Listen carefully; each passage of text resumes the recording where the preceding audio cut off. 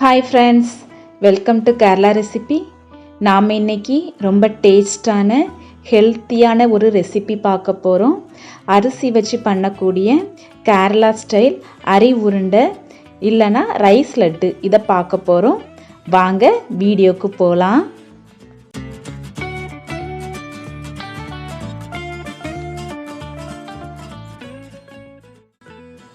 அதற்கு ஒரு கப் சம்பா அரிசி நான் எடுத்திருக்கேன். இதை மட்ட அரிசின்னு சொல்லுவாங்க. நீங்கள் சமையலுக்கு எந்த அரிசி யூஸ் பண்ணுறீங்களோ அந்த அரிசி எடுத்துக்கிடலாம். கேரளா ஸ்டைலில் இந்த அரிசி யூஸ் பண்ணுவாங்க. இதை ஒரு 5 நேரம் நல்லா கழுவி எடுத்து வச்சுக்கிடலாம். ரொம்ப நேரம் ஊற வச்சிட வேண்டாம். இதை நல்லா கழுவி எடுத்து வச்சாச்சு. இனி லட்டு பண்ண ஆரம்பிச்சிடலாம். அதற்கு ஒரு பாத்திரத்தில் இதை மாற்றி வச்சுக்கிடலாம்.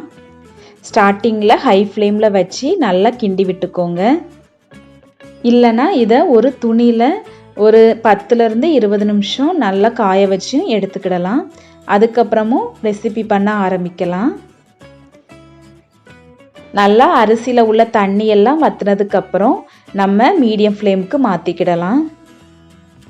அரிசியில் உள்ள தண்ணியெல்லாம் வற்றி நல்லா ட்ரை ஆயிடுச்சு. இனி இதை மீடியம் ஃப்ளேமில் வச்சுக்கிடலாம். நல்லா கைவிடாமல் கலந்து விட்டுக்கோங்க. அப்போ தான் எல்லா பக்கமும் நல்லா பொரிஞ்சு வரும்.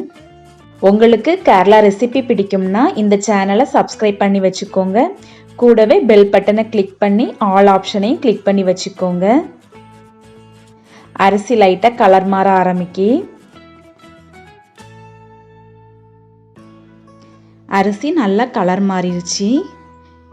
வெறும் 3 பொருள் வச்சு நம்ம ஈஸியாக சத்தான ஒரு ரெசிபி பண்ணிடலாம்.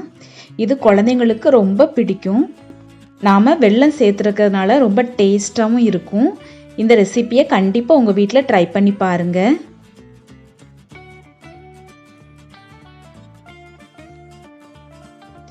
அரிசியெல்லாம் பொரிய ஆரம்பிச்சிருச்சு. பார்க்கவே ரொம்ப அழகாக இருக்குது. அரிசி பொரிய ஆரம்பித்ததும் பொரியிற சவுண்டு நமக்கு கண்டிப்பாக கேட்கும். அது கம்மியான உடனே நம்ம ஃப்ளேமை ஆஃப் பண்ணிடலாம். ஓரளவு எல்லா அரிசியும் பொரிஞ்சிருச்சு. இனி இதை சிம்மில் வச்சு பொரிச்சு எடுங்க. ஏன்னா ஃபஸ்ட்டு பொரிச்சது எல்லாம் கருக ஆரம்பிக்கும். எல்லாமே சூப்பராக ரெடி ஆயிருச்சு. இனி இதை ஒரு பிளேட்டில் மாற்றிடலாம்.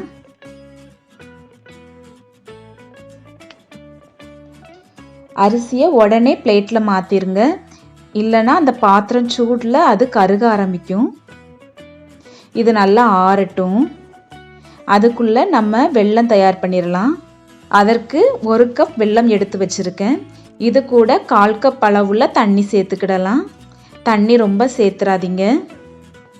1 கப் அரிசிக்கு 1 கப் வெல்லம் கரெக்டாக இருக்கும். இது நல்லா கொதித்ததும் நம்ம கீழே இறக்கி வச்சிடலாம். பாகுபதமாக ஆக வேண்டாம். எல்லா வெல்லத்தையும் நீங்கள் கரைச்சி விட்டுக்கோங்க. வெல்லம் நல்லா ரெடி ஆயிருச்சு. இனி இதை ஆஃப் பண்ணி வச்சிடலாம்.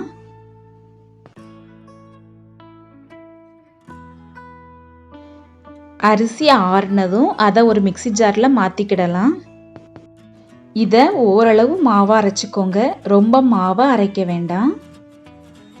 இப்படி அங்கங்கே கொஞ்சம் கொஞ்சமாக அரிசி இருக்கிற மாதிரி பார்த்துக்கோங்க. இனி இது கூட 1/2 கப் அளவுக்கு துருவின தேங்காவை சேர்த்துக்கிடலாம். நீங்கள் 1 கப்லேருந்து 2 கப் வரைக்கும் நீங்கள் தேங்காய் சேர்த்துக்கிடலாம். உங்கள் இஷ்டம்தான். இது ரெண்டையும் சேர்த்து நல்லா அரைச்சி விட்டுக்கிடலாம். நல்லா மையாக அரைச்சிக்கோங்க.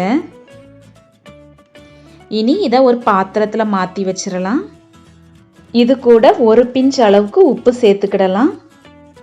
கூடவே நாம் கரைச்சி வச்சிருக்கிற வெல்லத்தை அரிச்சு சேர்த்துக்கிடலாம். முதல்ல நான் ஒரு 3/4 பகுதி மட்டும் சேர்த்துக்கிடுறேன். அதற்கப்புறம் இனிப்பு செக் பண்ணிவிட்டு மிச்சம் உள்ளதையும் நம்ம சேர்த்துக்கிடலாம்.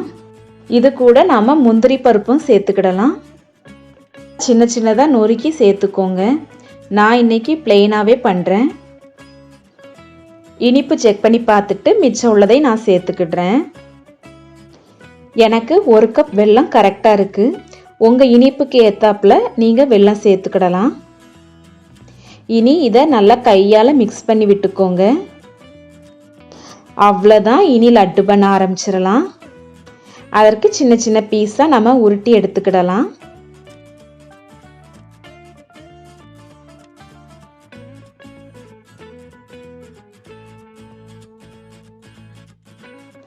இதே மாதிரி மிச்சம் உள்ள எல்லா மாவுலையும் நம்ம லட்டு பிடிச்சிக்கிடலாம்.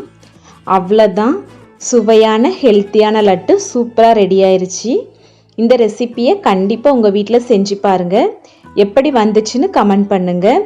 வீடியோ பிடிச்சிருந்தா லைக் பண்ணுங்கள். அப்படியே கேரளா ரெசிபி சேனலுக்கு சப்ஸ்கிரைப் பண்ணி வச்சுக்கோங்க. கூடவே பெல் பட்டனை கிளிக் பண்ணி ஆல் ஆப்ஷனை கிளிக் பண்ணி வச்சுக்கோங்க. தேங்க்யூ.